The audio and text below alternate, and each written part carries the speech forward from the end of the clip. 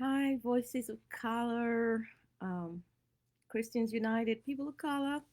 This is Ogenetega Swan, one of your admins with Mutuality Monday. And what we're talking about today is um, what does equality, what does equality mean? Funny right there. So let me go over again. Good morning, Wokyu, people of color. This is the space group for just us people of color to talk about our own equality issues, how it impacts us, and any other safe thing that we need to share outside of the conversation with our allies. So we tend to call this conversation mutuality. Talk Among Us is Mutuality Monday, and I do the mutuality videos for now. Any of you who are interested in participating in this, jump into it. Feel free to post in a group. Talk about ways in which we, as people of color, can unite our struggle and our voices against all kinds of isms and divisions. So, welcome. This morning, I'm going to be talking about what does equality mean to you. What does equality mean to you? So if we notice that this conversation about equality, it tends to focus a lot on racism, right? So we all gonna fight against how the Europeans have tended to subjugate non-European people of non-European descent in non-European cultures and non-European silence the voice non-European voices and just kind of blank out non-European contributions. So everything, including theology of all things, where everybody's voices should be present as a testimony to the great work of our God. But no other voice is heard in there except European voices.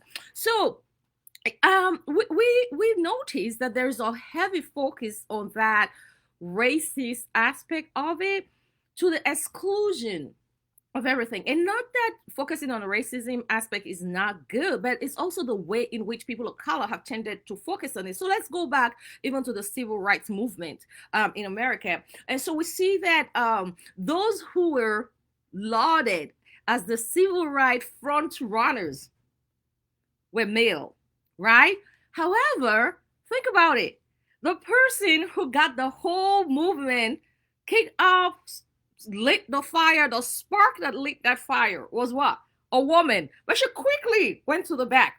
We have this tendency as people of color to quickly devolve into patriarchy in all things. It didn't matter when we talk about hidden figures. We don't recognize that in our own cultures.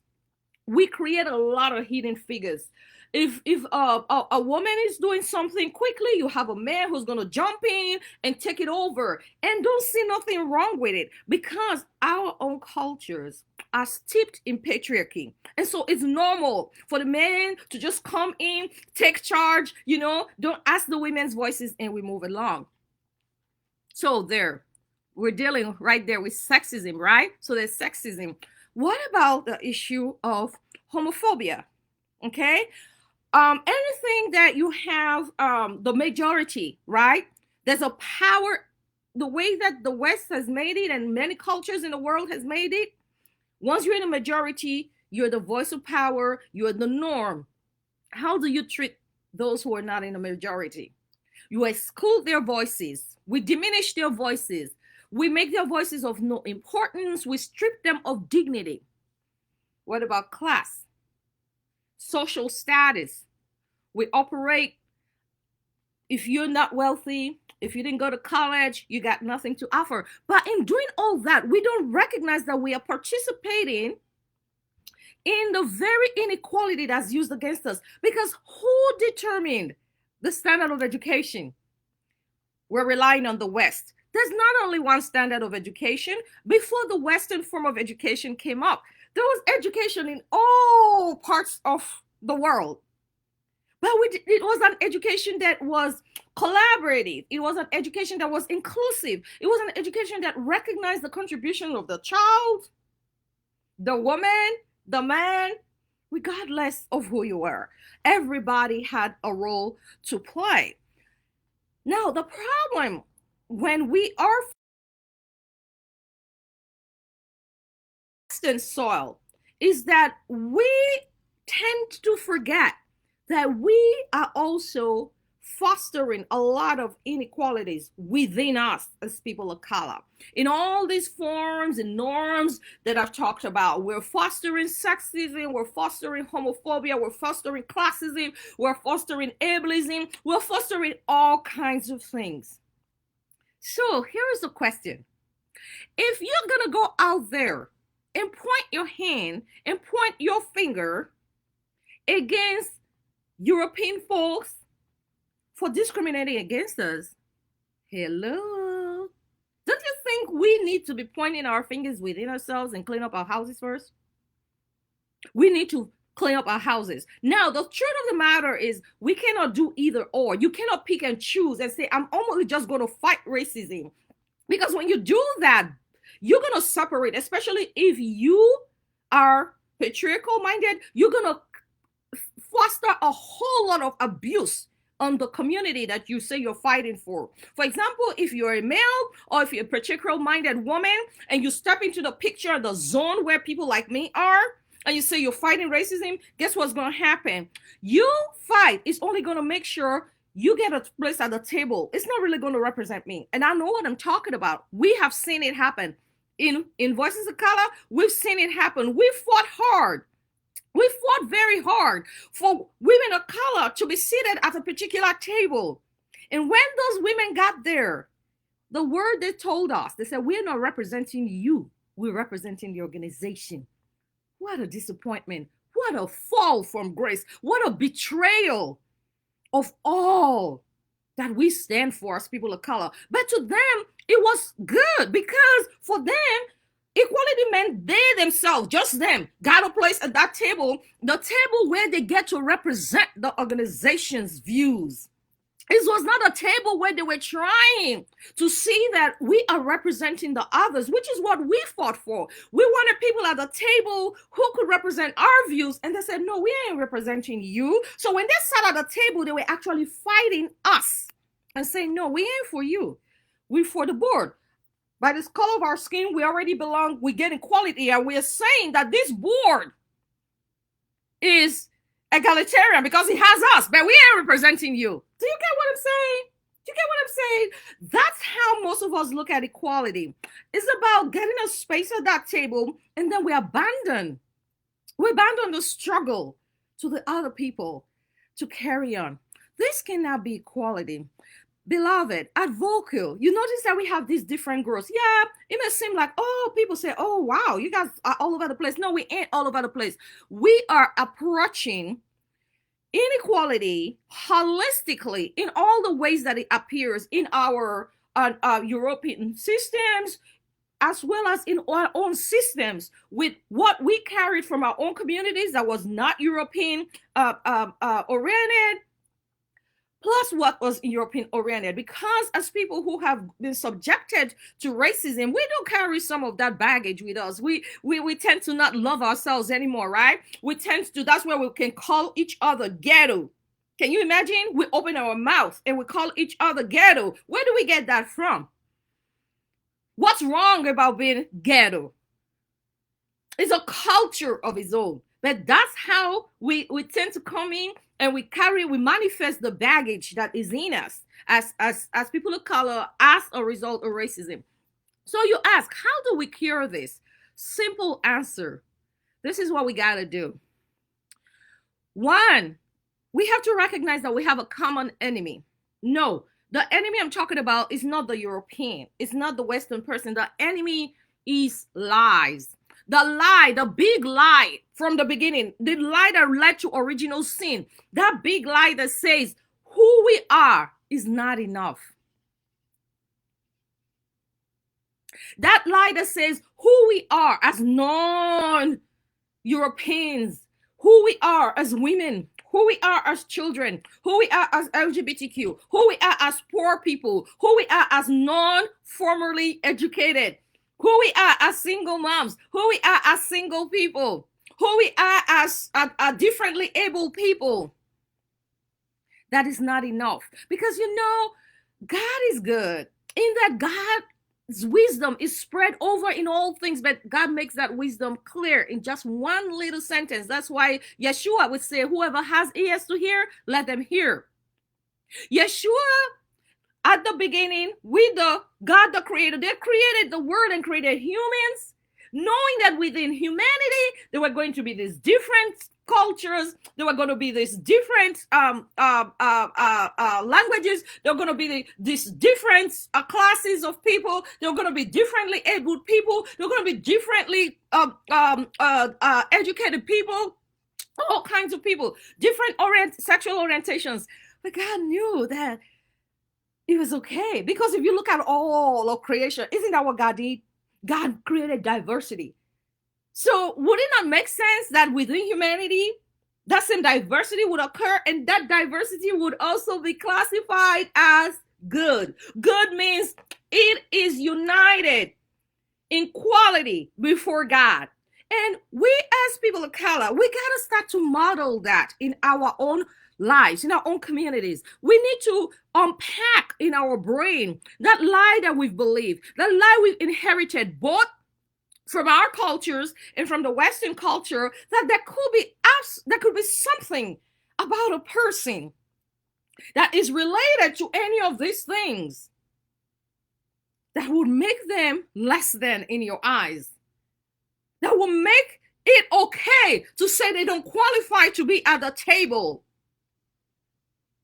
to make it okay for us to discriminate against one another. So one, we got to remember, we got to face that one enemy, the enemy of lie and liars.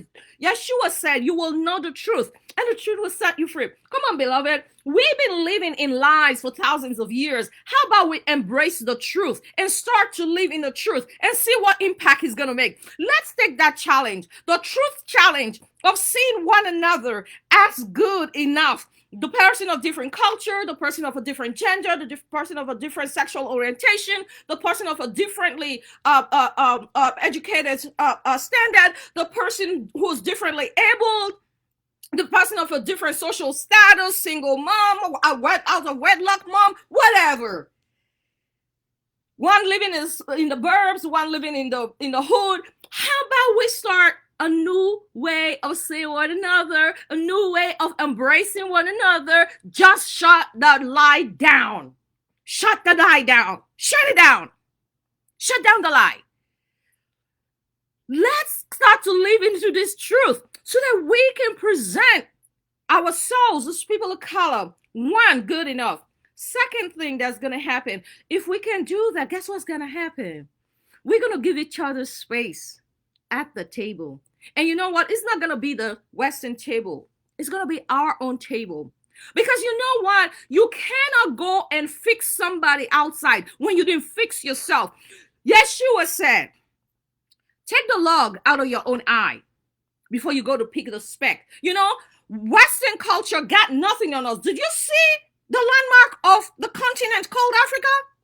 If 3 nations alone stood up against the West, they will shut down the West. That's how powerful we are. But instead, what is going on? We see our people of color nations partnering with the West to exploit other people of color nations. That's got to stop. That's got to stop. We got to say, no, we need this together. How can I hear you? How can I stand with you? How can I respect you? Because you know, equality is about respect. And what is respect? Respect is the simple affirmation that we are enough. Each and every one of us. We are enough. We are enough. Third thing we got to do, introduce yourself to one another. See, there is a pride among us, people of color.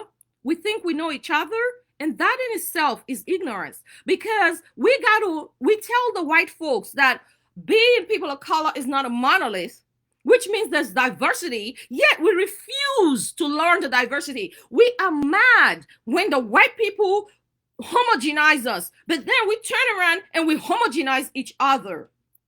Just because I'm from the continent of Africa, don't mean I know what goes on in Zambia, don't mean I know what goes on in Ghana. No. When my Ghanaian and my Zambian and my Moroccan friend, they all sit at the table, I need to approach them with eyes of curiosity, holy curiosity being, I want to know this wonderful being. I want to know this wonderful land. I want to know these wonderful peoples. I want to know these wonderful creatures that God and cultures that God created and called my siblings.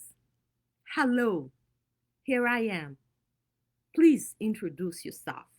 We got to learn to create that social hospitality, holy spaces of hospitality between us as people of color.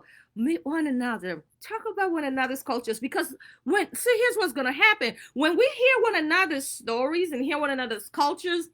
Then when we come out into the Western spaces where our people are being attacked and being seen through the one lens, we're like, hold up. Did you know that we are more than what you were describing? So anyway, these 4 things is what I say to you. 1, don't believe the lie. 2, respect, affirm one another. 3, introduce yourself to one another. 4, create that space of holy hospitality. It's tied to the third one, to holy curiosity and holy hospitality. And the 5th one, I'm gonna say, just stop fighting one another. Because as long as we are fighting one another, as long as we as people of color are putting one another down, we're never gonna win the fight. We're never gonna win the fight against the lesser evils that we're dealing coming from the West. We're never gonna win it. Every single time we point fingers to say that person of color culture is not good enough, those people of, and we start fighting one another, stop it. If we don't stop fighting, we're gonna destroy ourselves, and then all that the white folks got to do is swoop in, as they like to do as white saviors, save the day, but grab something for themselves. So how can we stop the wars? Go back. So I'm going to speak from an African perspective. Although Africa is not homogeneous and Africa is not a country, being part of the same continent, there are some things we share in common. And one of this is that African way of governance is diplomacy and negotiations. That's why we have all these tribal groups. How do you think the tribal groups kept unity before the West came into our spaces and enforced their form of government on and destroyed us? How do you think we kept it? Go read all the histories of all the African countries and tribes and nations, and you'll see that what we did was negotiation and diplomacy. We all got to learn the art of negotiation among ourselves.